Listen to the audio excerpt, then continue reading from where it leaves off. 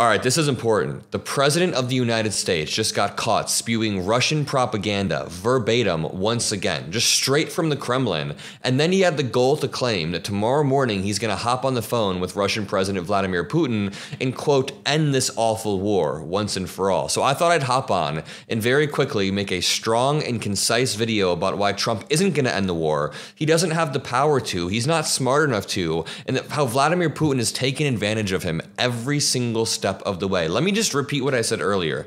The President of the United States once again was caught spewing Russian propaganda verbatim while behind the scenes, not even behind the scenes, out in the open, he's allowing Putin to just grab more and more land. I will be relentlessly covering this, and I want to start here with this video that I made a month ago just to lay the groundwork on how this has been going. I never again in my life want to hear that Biden had a weak foreign policy or was weak on Russia after our current president is having third-grade level realizations about Vladimir Putin's intentions. He just tweeted out, with all of that being said, there was no reason for Putin to be shooting missiles into civilian areas, cities and towns over the last few days. It makes me think that maybe he doesn't want to stop the war. He's just tapping me along and has to be dealt with differently. Dude, of course he doesn't want to stop the war. Putin is the one that started the war. Trump's strategy has been to pause weapons and intelligence sharing with Ukraine, bully Zelensky in the Oval Office, and get Zelensky to lay down his weapons for a 30-day ceasefire while Putin continues to take land, kill civilians, and Trump scratches his head and wonders why his friend's not doing him a favor. It's extra disgusting that they had a sit-down photo op where Trump clearly was fishing for a historic photo, a historic peacetime photo with Zelensky right before the Pope's funeral, when he spent the last 100 days creating the perfect conditions for Ukrainians to just be slaughtered because he's dumb. I can't tell if he's a Russian asset or he's genuinely stupid. Is he a Russian asset or is he genuinely stupid? A lot of people have been debating me about that, and either way, it's the same end result. I think he's a malignant narcissist, and Russia takes advantage of that. I have a friend who thinks that Russia pays him monthly through ACH transfer payments, and I'm like, if you're going to say that, you have to demonstrate somewhere that there are ACH transfer payments being wired to Trump, or else it's inherently a theory, but I digress. Either way, Trump sounds exactly like Russian state media, and I'm going to show you this video detailing exactly how. Zelensky shouldn't have allowed this war to happen. He's no angel. He shouldn't have allowed this war to happen. Zelensky had a desire to fight Russia. Zelensky decided that I want to fight. Zelensky is gambling with World War III. You're gambling with World War III. Like, imagine a woman gets sexually assaulted. I know it's graphic, but the whole war is graphic. Imagine a woman gets sexually assaulted, and when she tries to hit back, Trump's like, oh, she shouldn't have fought. She decided that she wanted to fight. That's literally the exact mindset that Trump is using, by the way. That's not even an exaggeration. Zelensky's poll ratings are low. His poll numbers aren't particularly great. So, Ukraine has to have elections if it wants to sit at the negotiating table. When they want a seat at the table, you could say the people have to...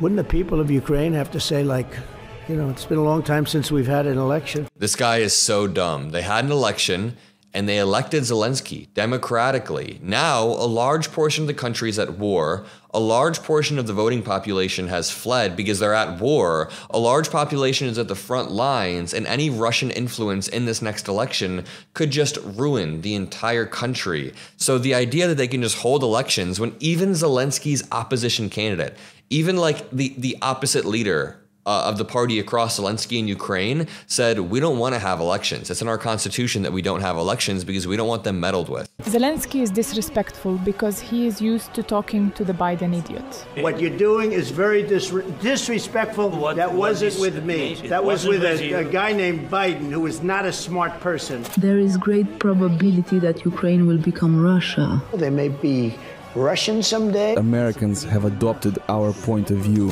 What has been said in this studio for a long time is now being said by the American administration. It's such a pleasure to watch. We rejoice whenever this happens in the enemy camp. They love this. They love watching Trump just bend the knee over and over and over. I mean, here's John Bolton, Trump's former national security officer. I mean, who's not a great guy himself, but he's right on this. And if you've made it this far in the video, make sure you drop a like. And by the way, a lot of people keep getting unsubscribed from my channel, so go make sure that you're subscribed. Witkoff knows nothing. In fact, he's more of a propaganda vehicle for Putin than anything else, conveying, for example, Putin's line that the Ukrainians inside Kursk province were completely surrounded, which turns out not to have been true. But that's what Putin told Witkoff. Witkoff told that to Trump, and Trump then said it publicly. I think Putin has already received enormous concessions from Trump, conceding that the U.S. is not pushing for full restoration of Ukrainian sovereignty and territorial integrity, no NATO membership, no NATO security guarantees, in effect, no U.S. security guarantees. What Putin has to be careful of is not pushing Trump too far that he jeopardizes those concessions. But I think Putin believes he can get more concessions, particularly. The art of the deal, folks. It's like reverse negotiation. I've never seen anything like this in my life. Trump is just over and over and over ceding leverage to Ukraine. For the dude that wrote The Art of the Deal, he has no clue how leverage works. I explain this all of the time, but in this negotiation right now, Russia does have more leverage as a function of their massive territory. They've got a larger population. They basically can just wait it out. That's what Russia does during wars. They just throw men into the meat grinder. Ukraine needs to gain more leverage through allies, through Western security guarantees, through weaponry, through NATO, whatever the hell, they just need to gain more leverage. But Trump has been removing that leverage. He removed weapon sharing, but then he removed intelligence sharing, but then he actually said they'll never join NATO, therefore giving Russia a stronger and stronger position. It is reverse negotiation. It's not the art of the deal at all. Only a malignant narcissist like Trump could engage in such a twisted form of reverse negotiation, where he just gives Putin more and more concessions without even caring whatsoever, at the cost of Ukrainian lives as well. Now, I want to play this clip of Trump spreading more Russian propaganda. Can I remind you, he says tomorrow he will be speaking with Putin on the phone, and just like, listen to this. Donald Trump will speak on Monday with Russian President Vladimir Putin on ending the Ukraine war. Quote, the subjects of the call will be stopping the bloodbath that is killing on average more than 5,000 Russian and Ukrainian soldiers a week. The announcement comes after representatives from Ukraine and Russia held face-to-face talks in Turkey on Friday. It was the first time the two countries held direct talks at any level in 3 years. Trump has previously said he doesn't think there will be a significant breakthrough on peace talks until he and Putin speak directly.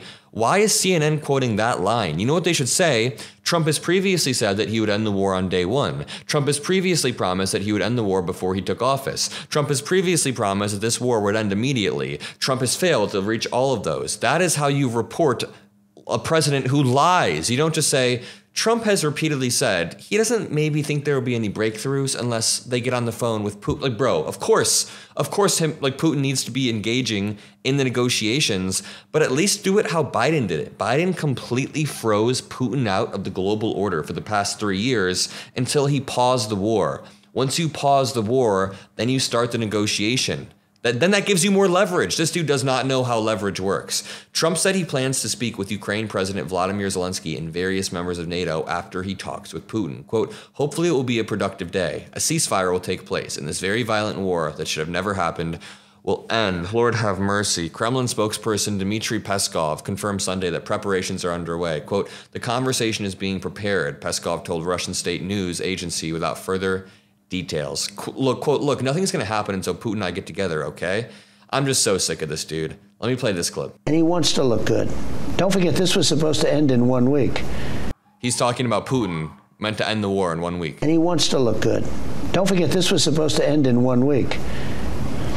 And if he didn't get stuck in the mud with his army tanks all over the place, they would have been in Kiev in about 5 hours. That is not what happened. Okay, so Putin promised before the invasion starts that he'd be to Kyiv in 3 days. He said he'd be to Kyiv in 3 days. What happened is Ukraine was actually well prepared. We gave them the leverage through intelligence and military equipment that I was talking about earlier, and Russia was stopped in its tracks, not by weather, not by mud or rain or whatever, by the Ukrainian army and by thousands of lives that have been put on the line to protect Ukraine as a sovereign nation. The idea that Russia's tanks just got stuck in the mud is Russian propaganda, straight from the Kremlin. And that loops me back to the beginning of the video. The President of the United States once again has spread Russian propaganda on television. So I'll leave it at that. If you appreciate my videos, share them around. This is a good one to share because I go in depth on Trump's love for Russia.